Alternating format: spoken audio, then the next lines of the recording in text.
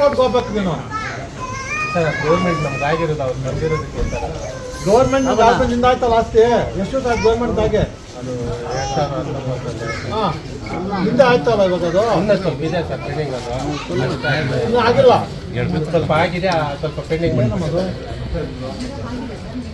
ಇವಾಗ ಪೊಲೀಸ್ ಹೊತ್ತಾಗಿ ಹೋಗ್ತಾರೆ, ಅಲ್ಲಿ ಫ್ಯೂಲ್ ಮ್ಯಾಟ್ರ್ ಅಂತಾರೆ ಸರ್. 20 ವರ್ಷದಿಂದ ಓಡಾಡ್ತಾರೆ ಸರ್. ಇವಾಗ ಒಂದು ಕೊಟ್ಟಿದ್ದಾರೆ ನಿಮಗೆ.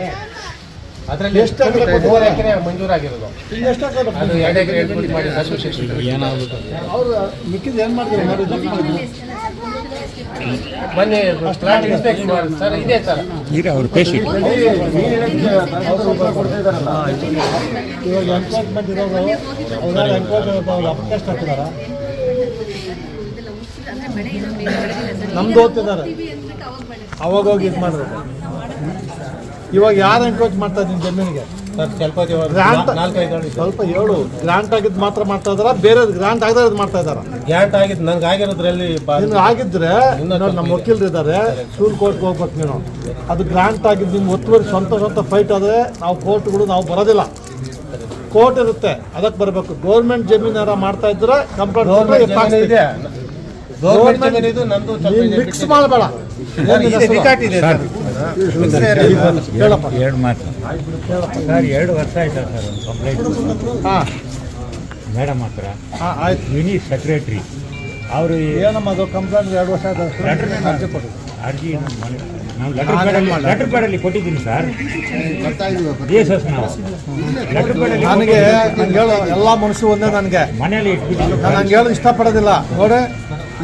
ಇವ್ರನ್ನ ಫೋಟೋ ಹಾಕೋದು ನಾನು ನೋವಾಗುತ್ತೆ. ಅದೇ ಅವ್ರ ಫೋಟೋ ಮಿಸ್ಯೂಸ್ ಮಾಡ್ಕೊಳಂಗಿಲ್ಲ ಯಾರು, ಅವರು ನಮ್ಮವ್ರೆ, ಯಾರು ಮಾಡಂಗಿಲ್ಲ. ಇವ್ರ ಫೋಟೋ ಈ ದೇಶದ ಆಸ್ತಿ ಅವರು ನಾವು ಅದೇ ಸರ್ ನೀವು ಹೋರಾಟ ಸ್ವಂತ ಮಾಡಿ ಸರ್. ಇದು ಮಾಡಬಾರ್ದು, ತಪ್ಪಾಗುತ್ತೆ. ಈ ದೇಶದ ಆಸ್ತಿ ಅದು. ದುಡ್ಡು ಕೇಳ್ತಾರೆ ಸರ್ ಎಲ್ಲ. ದುಡ್ಡು ಕೇಳಿ ಕಂಪ್ಲೇಂಟ್ ಕೊಡಿ, ಆಕ್ಷನ್ ತಗೋತೀವಿ ನಾವು. ಅದೇ ಅರ್ಜಿ ಕೊಟ್ಟಿದ್ದೀನಿ ಸರ್ ಕಂಪ್ಲೇಂಟ್. ಈಗ ಕೇಳಿ ಸರ್ ಮೇಡಮ್ ಅವ್ರನ್ನೇ MLA ಮುಂದೆನೆ ಮಾತಾಡಿದೆ. MLA ಮುಂದೆನೆ ಮಾತಾಡೋಣ. ಸ್ವಲ್ಪ ಕೇಳೋಣ ಹೇಳಿ ಸರ್. ನಾವು ಇವತ್ತು ಬಂದಿರೋದು ಗೊತ್ತು ಸರ್, ಆಫೀಸ್ಗಳು ರೈಡ್ ಮಾಡಕ್ ಬಂದಿರೋದು. ನಾನು ನಿಮ್ಮ ಪಬ್ಲಿಕ್ ಗ್ರೀವೆನ್ಸ್ ಒಂದ್ ದಿವಸ ಬರ್ತೀನಿ ಕೋಲಾರ್ಗೆ, ಅವಾಗೆಲ್ಲ ಕೊಡಿ. ನೀವೇ ಸರ್ ದೇವ್ರು, ನೀವೇ ಬಡವರಿಗೆ ಸಹಾಯ ಮಾಡ್ಬೇಕು ಸರ್. ನೀವೇ ಬಡವರಿಗೆ ಸಹಾಯ ಮಾಡ್ಬೇಕು ಸರ್. ಆಮೇಲೆ ಅಣ್ಣ ತಾಲೂಕ್ ಮಾಡಕ್ಕೆ 176 ತಾಲೂಕ್ ನಾನು ಮನುಷ್ಯ ಅಲ್ವನೋ, ಡಿಸ್ಟ್ರಿಕ್ಟ್ ಮಾಡ್ತೀನಿ. ಅವತ್ತೆಲ್ಲ ಬನ್ನಿ, ಬಂದಾಗ ನಿಮ್ಮ ಪ್ರಾಬ್ಲಮ್ ಎಲ್ಲ ಸಾಲ್ವ್ ಮಾಡ್ತೀನಿ. ಇಲ್ಲಿ ಕಂಪ್ಲೇಂಟ್ ಕೊಟ್ಟರೆ ನಾವು ತೊಗೊತೀವಿ, ಅಲ್ಲಿ ನೀವು ಬರಬೇಕಾಗಿಲ್ಲ, ಕೊಡ್ಬೋದು ಅಷ್ಟೇ ಸರ್. ಪ್ರೆಸ್ಸಿಗೆ ಒಂದು 2 ಸೆಕೆಂಡ್ ಸರ್. ಚಾರ್ಜ್ ಹೋಗ್ತಾರೆ ಸ್ಕಾಲರ್ಶಿಪ್ ಸಂಸ್ಥೆಗೆ. ಇಲ್ಲಿ ತಾಲೂಕು 3 ವರ್ಷ ಆಯ್ತು. ಬಾ ನೋಡ್ರಿ, ನೀವು ಪ್ರಾಬ್ಲಮ್ ಏನು ಅಂದ್ರೆ ನಮ್ಮ ಜನ ಪೊಲಿಟಿಷಿಯನ್ಸ್ ಕೊಡ್ತೀವಿ. ನಾನು ಪೊಲಿಟಿಷಿಯನ್ ಅಲ್ಲಪ್ಪ. ನೀವೇನು ದಯವಿಟ್ಟು ರೈಟಿಂಗಲ್ಲಿ ಕೊಡಿ, ನಾನು ತಗೋತೀನಿ ಆಕ್ಷನ್. ಏನಿದ್ರು ರೈಟಿಂಗಲ್ಲಿ ಕೊಡಿ. ಪೊಲಿಟಿಷಿಯನ್ ಅಲ್ಲ ರೀ ನಾನು. ವಿದ್ಯಾರ್ಥಿ 200 ರೂಪಾಯಿ ಚಾರ್ಜ್ ಕೊಟ್ಟು ಸ್ಕಾಲರ್ಶಿಪ್ ತಪ್ಪ್ರಿ, ಕೊಡಿ, ಕಂಪ್ಲೇಂಟ್ ಕೊಡಿ, ರೈಟಿಂಗಲ್ಲಿ ಕೊಡಿ. ನಾನು ಬಂದಿರೋದು ಪಬ್ಲಿಕ್ ಗ್ರೀವೆನ್ಸ್ ಅಲ್ಲ ನಿಮಗೆ ತೊಂದರೆ ಆಗ್ತದೆ ನೋಡೋಕ್ಕೆ ಬಂದಿದ್ದೀನಿ. ಪಬ್ಲಿಕ್ ಗ್ರೀವೆನ್ಸ್ ಎಲ್ಲ ಬಂದಿಲ್ಲ ನಾನು. ಜನಗಳಿಗೆ ತೊಂದರೆ ಆಗುತ್ತಾ ಏನು ಅಂತ ವಿಚಾರಕ್ಕೆ ಆಫೀಸ್ ನುಗ್ಗಕ್ಕೆ ಬಂದು ನೀವು ನುಗ್ಗಿದ್ರೆ ಆಫೀಸ್ಗೆ ಹೋಗಕ್ಕೆ ಹುಷಾರಾಗ್ಬಿಡ್ತಾರೆ. ಹುಷಾರು ನೀವು. ನಾನು ಡಿಸ್ಟಿಕ್ಕಲ್ಲಿ 3 ದಿವಸ ಡಿಸ್ಟಿಕ್ಕಲ್ಲಿ ಬರ್ತೀನಿ. ಇದೊಂದು ಆಲ್ರೆಡಿ ಆಗಿದೆ, ನಮ್ಮ ಸ್ನೇಹಿತರು ಬಂದು ಹೋಗಿದ್ದಾರೆ. ನಾನು ಬೇರೆ ಡಿಸ್ಟಿಕ್ ಹೋಗ್ತಾ ಇದ್ದೀನಿ. 3 ದಿವಸ ಡಿಸ್ಟಿಕ್ಕಲ್ಲೇ ಇರ್ತೀನಿ. ಅವಾಗ ನಿಮ್ದೆಲ್ಲ ಪ್ರಾಬ್ಲಮ್ ಸಾಲ್ವ್ ಮಾಡ್ತೀನಿ. ಸ್ವಲ್ಪ ತಡ್ಕೊಳ್ಳಿ. ಅಷ್ಟೊತ್ತಿಗೆ ಏನೋ ಪ್ರಾಬ್ಲಮ್ ಇದೆ ದಯವಿಟ್ಟು ಕಂಪ್ಲೇಂಟ್ ಕೊಡಿ, ನಾವು ತೊಗೊತೀವಿ. ಜೆನ್ಯೂನ್ ಕೇಸ್ ಕೊಡಿ. ಸುಳ್ಳು ಕೇಸ್ ಕೊಟ್ಟರೆ ನಾನು ಜೈಲಿಗೆ ಕಳಿಸ್ತೀನಿ. ನಿಜವಾಗಲೂ ಅನ್ಯಾಯ ಇದ್ದರೆ ನಾನು ಇರ್ತೀನಿ ನಿಮ್ಮ ಜೊತೆಗೆ. ಸುಳ್ಳು ಕೇಸ್ ಕೊಟ್ಟರೆ ನಾನು ನಿಮ್ಮನ್ನು ಜೈಲಿಗೆ ಕಳಿಸ್ತೀನಿ. ಆಮೇಲೆ ತಪ್ಪು ತಿಳ್ಕೊಬೇಡಿ.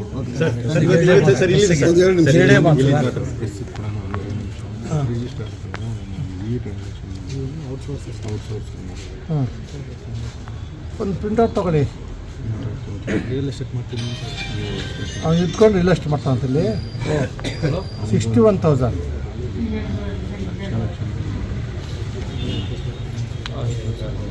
ಪ್ರಿಂಟೌಟ್ ನಮ್ಮ ಮೇಡಮ್ ಅಮ್ಮ ಇದು ಪ್ರಿಂಟೌಟ್ ಕೊಡ್ತಮ್ಮ.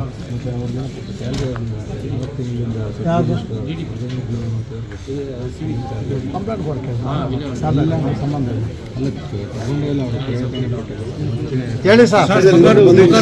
ತಹಸೀಲ್ದಾರ್ ಸುಜಾತ ಸರ್ ಬಂದು ಉದ್ದೇಶ ಸರ್ ಅದು ಬೇಡ ಒಂದು ಉದ್ದೇಶ ಸರ್, ಇವತ್ತಿನ ಉದ್ದೇಶ ಅದು ಬೇಡ. ನಾವೇನೋ ಪ್ಲಾನ್ ಮಾಡ್ಕೊಂಡು ಬರ್ತೀವಿ. ಉದ್ದೇಶ ಏನು ದೂರದ ಆಧಾರದ ಮೇಲೆ ಬಂದ್ರೆ ಅದು ಸರ್ ನಾನು ಸರ್ ಒಂದು ಸ್ವಲ್ಪ ಮೇಲೆ ಹೋದ್ರೆ ಎಲ್ಲರೂ ಎಲ್ರಿಗೂ ಬರುತ್ತೆ. ಯಾಕಂದ್ರೆ ಎಲ್ಲರೂ ಹೈಟ್ ಆಗಿದ್ದೀವಿ, ಸ್ವಲ್ಪ ಯಾರು ಮೇಲೆ ಹತ್ತಬಾರ್ದು. ಎಲ್ಲ ಪ್ರಶ್ನೆಗಳಿಗೂ ಹೇಳಿ ಸರ್. ಸರ್ ಹೇಳಿ ಸರ್.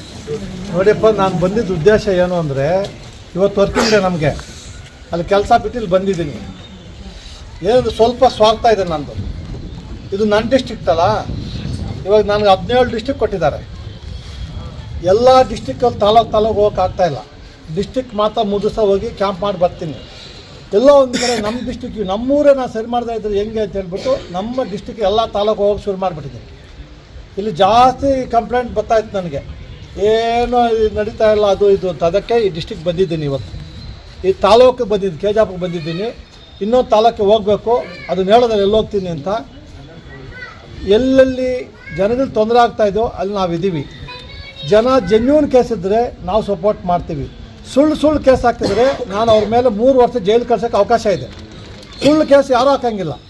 ಈ ಜೆನ್ಯೂನ್ ಕೇಸ್ಗಳು ಸುಳ್ಳು ಕೇಸಲ್ಲಿ ಮುಚ್ಚೋಗ್ತಾ ಇದೆ. ನಿಜವಾದ ಬಡವರಿಗೆ ಅನ್ಯಾಯ ಆಗ್ತಾಯಿದೆ. ಅದು ಬಡವ್ರ ಮೇಲೆ ಕೂತ್ಕೊಂಡು ಇನ್ಯಾರೋ ಅವರು ಏನೋ ಮಾಡಿಸ್ಕೊತಾರೆ. ಅದು ನಮ್ಮಲ್ಲಿ ನಡೆಯಲ್ಲ.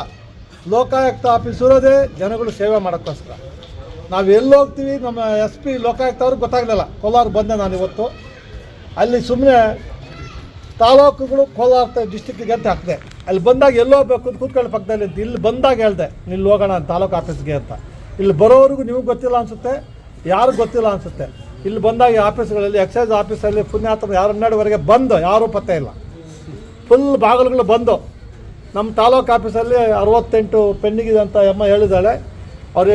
ಅವ್ರು ಒಂದು ಮಾತ್ರ ಬೋರ್ಡ್ ಇದೆ. ಇಲ್ಲಿ 5-6 ಆಫೀಸ್ ಹೋದಾಗ ಒಂದೇ ಒಂದು ಬೋರ್ಡ್ ಇರೋದು ತಾಲೂಕು ಆಫೀಸ್ ಮಾತ್ರ.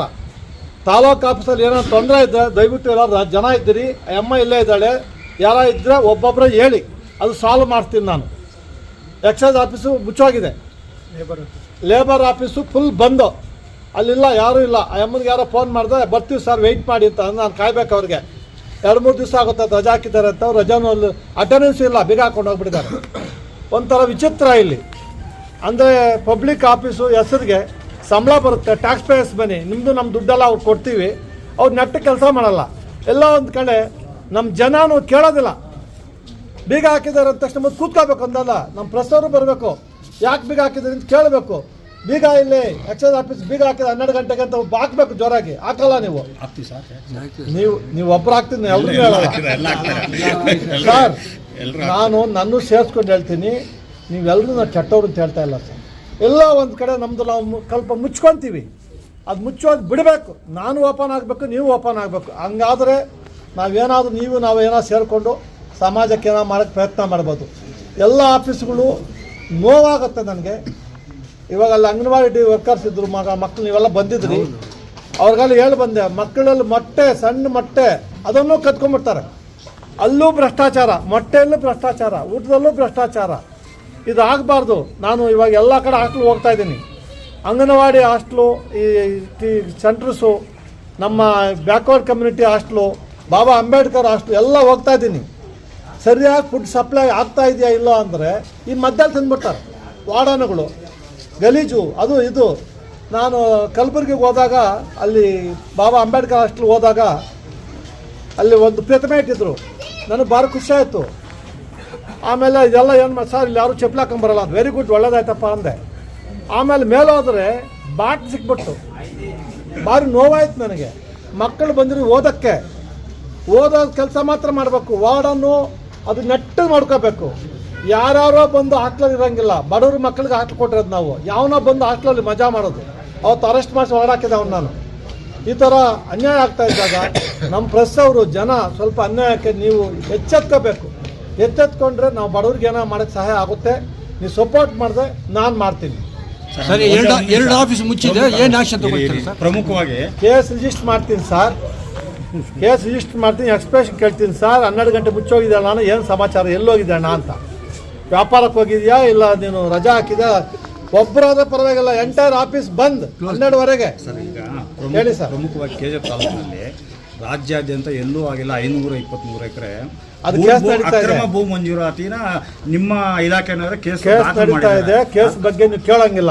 ಕೇಳಂಗಿಲ್ಲ ಅದು ಕೆಲವು ಸೀಕ್ರೆಟ್ ನಾವು ಬಿಡಂಗಿಲ್ಲ. ನಿಮಗೆ ಏನ್ ಮಾಡ್ತೀವಿ ನಾವು ಮಾಡ್ತೀವಿ, ಅದು ನೀವು ಹೇಳಂಗಿಲ್ಲ, ನಾವು ಬಿಡಂಗಿಲ್ಲ. ಕೇಸ್ ಇದ್ದಾಗ ಕೇಳಂಗಿಲ್ಲ ಸರ್. ಇದರಲ್ಲಿ ಒಬ್ರು ಮಾತ್ರ ಇದ್ದಾರೆ ಸರ್, ಇದರಲ್ಲಿ ಒಬ್ರು ಮಾತ್ರ ಇಲ್ಲ ಸರ್. ಯಾರ 10 ಮೇಲೆ ಗಂಟೆಗೆ ಯಾವ ಆಫೀಸರ್ಸು ಬರಲ್ಲ ಸರ್. 11 ಗಂಟೆವರೆಗೂ ಯಾವ ಆಫೀಸಲ್ಲಿ ಯಾರು ಇರಲ್ಲ. ಯಾರ ಮೇಲೆ ದೂರು ದಾಖಲಾಗಿದೆ ಅವ್ರು ರಾಜಾರೋಷವಾಗಿ ಇನ್ನೂ ಕೆಲಸದಲ್ಲಿ ಕರ್ತವ್ಯ ನಿರ್ವಹಿಸ್ತಾ ಸರ್ ಇದ್ದಾರೆ. ಏನಾಗಿದೆ ಅಂದರೆ ನಾವು ಕೇಸ್ ರಿಜಿಸ್ಟರ್ ಮಾಡಿದ ತಕ್ಷಣ ನಮಗೆ ಅರೆಸ್ಟ್ ಮಾಡೋಂಗಿಲ್ಲ, ಎನ್ಕ್ವೈರಿ ಮಾಡ್ತೀವಿ, ರಿಪೋರ್ಟ್ ಗೌರ್ಮೆಂಟ್ ಕಳಿಸ್ತೀವಿ. ಹಂಗೇನೋ ಗೌರ್ಮೆಂಟ್ ಅಫಿಷಿಯಲ್ಸ್ ಆದರೆ ಅವ್ರನ್ನ ನಮ್ಗೆ ಗೊತ್ತಿಲ್ಲದೇನೆ ರೈಡ್ ಮಾಡಿಸ್ತೀವಿ, ಮನೆಗಳನ್ನ ರೈಡ್ ಮಾಡ್ತೀನಿ, ಅರೆಸ್ಟ್ ಮಾಡಿ ಒಳಗಡೆ ಹಾಕ್ಸ್ತೀವಿ. ಆ ರೈಡ್ ನೆನ್ನೆ ಒಬ್ಬರು ಅಲ್ಲಿ ನೋಡಿದ್ರಲ್ಲ ಬೆಂಗಳೂರಲ್ಲಿ, ಆ ಅಮ್ಮ ಮನೇಲಿದ್ದಾಳೆ, ಮಗ ಬಂದು ಕೆಲಸ ಮಾಡ್ತಾನೆ, ಅಮ್ಮನ ಕೆಲಸ ಆಫೀಸಲ್ಲಿ ಮಾಡ್ತಾನೆ, ಬಂದು ಅವ್ನು ಅರೆಸ್ಟ್ ಒಳಗಡೆ ಹಾಕಿದ್ದೀನಿ. ಅಂಥ ಸಿದ್ಧಾಗ ಮಾಡಿದ್ದೀವಿ. ನಾವು ಡೈರೆಕ್ಟ್ ಅರೆಸ್ಟ್ ಮಾಡೋಕ್ಕಾಗಲ್ಲ, ಕಾನೂನುಬದ್ಧವಾಗಿ ಅವ್ರಿಗೆ ನೋಡಿ ಇವಾಗ ನಿಮ್ಮವ್ರು ಇದು ಮಾಡಿದ್ದಾರೆ, ಮುಚ್ಕೊಂಡು 12 ಹೋಗಿದ್ದಾರೆ. ಅವ್ರನ್ನ ಅರೆಸ್ಟ್ ಮಾಡೋದಿಲ್ಲ, ನಾನು ಕೇಸ್ ರಿಜಿಸ್ಟರ್ ಮಾಡ್ಕೊತೀನಿ. 12 ಗಂಟೆ ಎಲ್ಲಿ ಹೋಗಿದ್ರಪ್ಪ, ಎಲ್ಲ ಫುಲ್ ಸ್ಟಾಪು. ಮದುವೆಗಿದ್ದು ಹೋಗಿದ್ದೀರಾ, ಯಾರ ನಿಮ್ಮ ಆಫೀಸ್ ಮದುವೆನ ಏನೋ ಬರ್ದೇ ಹೋಗ್ಬೇಕಲ್ಲ, ಏನೂ ಇಲ್ಲ. ಅಟೆಂಡೆನ್ಸ್ ಫೋಟೋ ಹೊಡ್ಕೊಂಡಿದ್ದೀವಿ, ಎಲ್ಲ ತೊಗೊಂಡಿದ್ವಿ. ಕಾನೂನು ಪ್ರಕಾರ ನಾವು ಆಕ್ಷನ್ ತೊಗೋತೀವಿ ಅವ್ರ ಮೇಲೆ.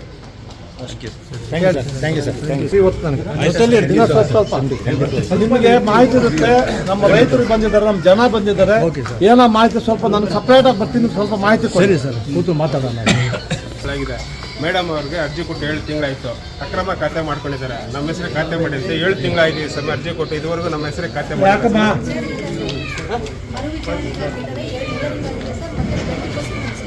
ಹಿಯರಿಂಗ್ ಡೇಟ್ ಕೊಟ್ಟಿದ್ದಾರೆ, ಫಿಕ್ಸ್ ಮಾಡಿದ್ದಾರೆ ಸರ್. ಮರು ವಿಚಾರಣೆ ACDC ಅವ್ರು ಮಾಡಿದ್ಮೇಲೆ ಇವರು ಮರು ವಿಚಾರಣೆ ಇದೆ ಸರ್.